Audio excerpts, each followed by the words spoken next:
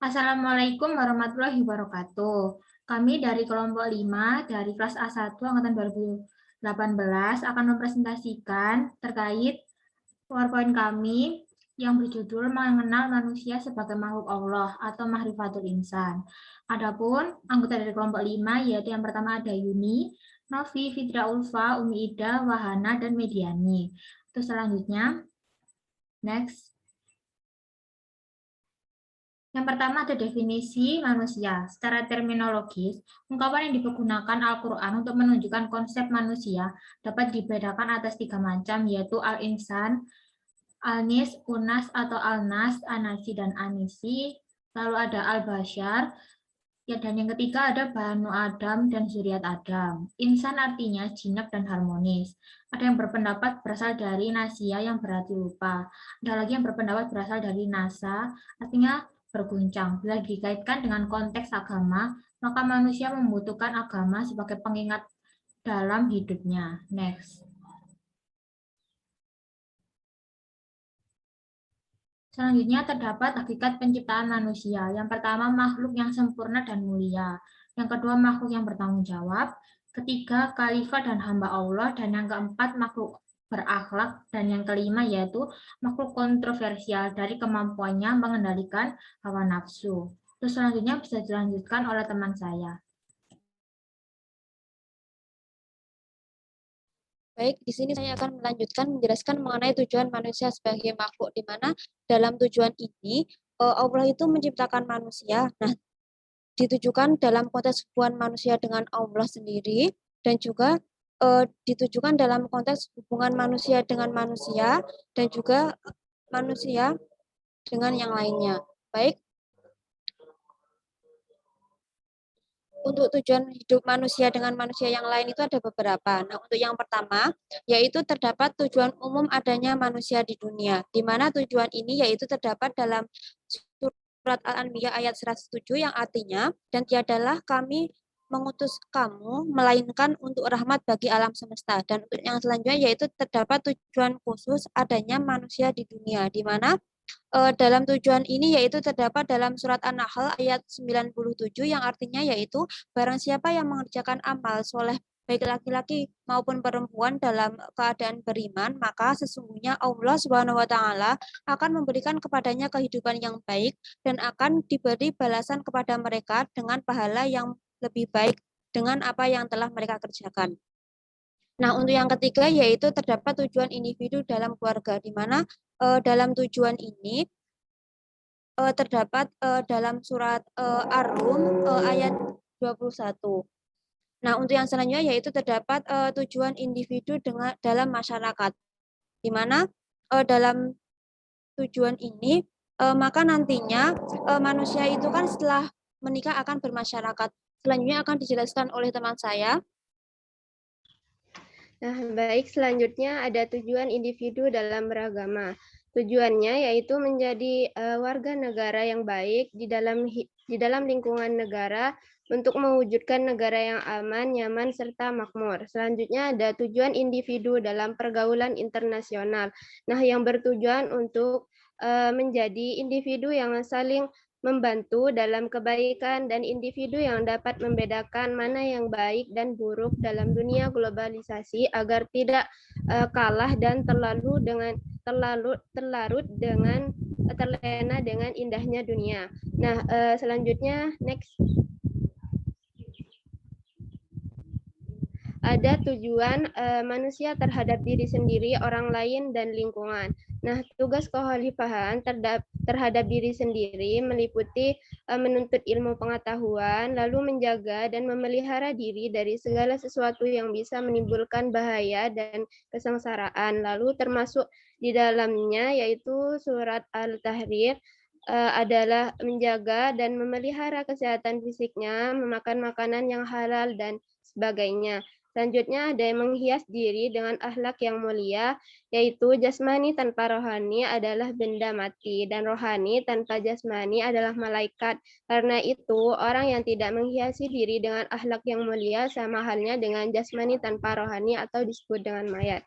Nah, selanjutnya next ada tugas kekhalifahan terhadap orang lain atau masyarakat, yaitu pada surat Al-Hujurat menunjukkan persatuan dan kesatuan umat, tolong menolong dalam kebaikan dan ketakwaan, menegakkan keadilan dalam manusia dan banyak lainnya.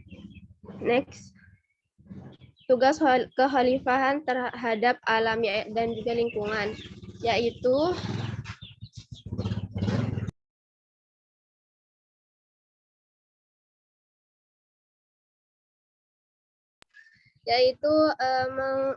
mengkulturkan natur atau membudayakan alam, yakni alam yang tersedia ini agar dibudayakan sehingga menghasilkan karya-karya yang bermanfaat bagi kemaslahatan hidup manusia.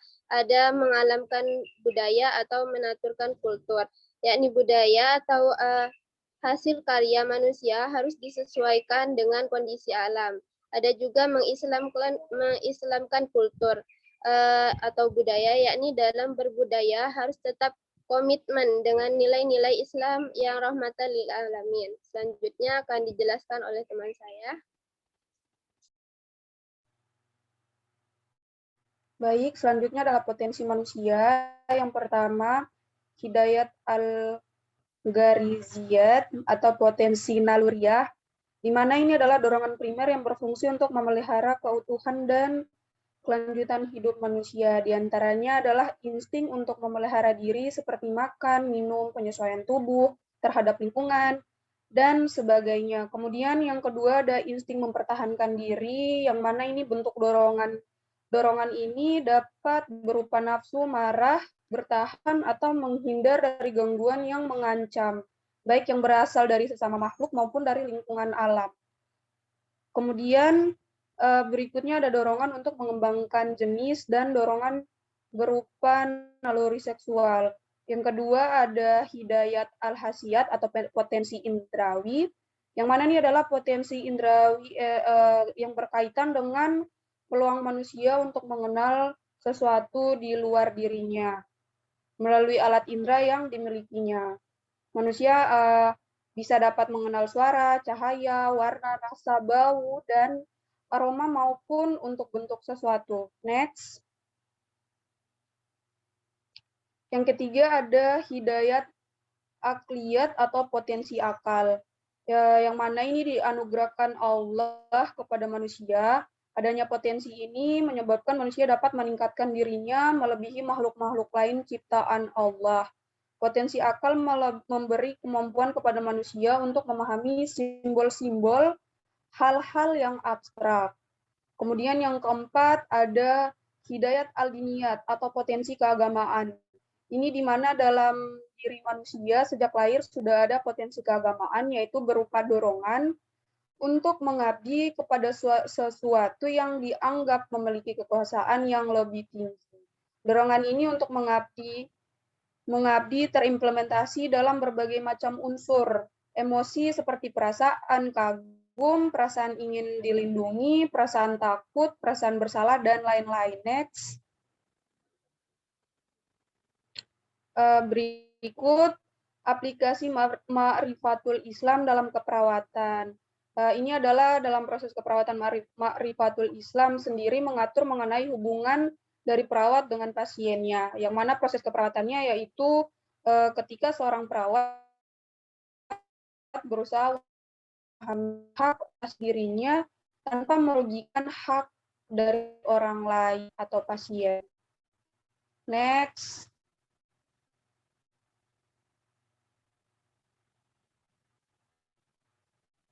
Baik, berikutnya mungkin akan dijelaskan sama teman saya. Baik, untuk selanjutnya yaitu peran perawat. Perawat ini memiliki beberapa peran. Yang pertama yaitu pemberi asuhan keperawatan dan edukator. Nah, ini terdapat pada surat Al-Qasas ayat 77, di mana pada ayat tersebut disebutkan bahwa kita sebagai manusia harus saling membantu dan menolong sesama. Lalu yang berikutnya yaitu sebagai advokat. Nah, perawat dalam membantu klien dan keluarga memiliki peran dalam menginterpretasikan informasi dalam pengambilan persetujuan atas tindakan keperawatan yang diberikan kepada pasien. Selain itu, perawat juga memiliki peran dalam mempertahankan dan melindungi hak pasien atas pelayanan yang sebaik-baiknya seperti dalam melindungi privasi dari pasien, yaitu terkandung pada surat Al-Hujurat ayat 12. Next.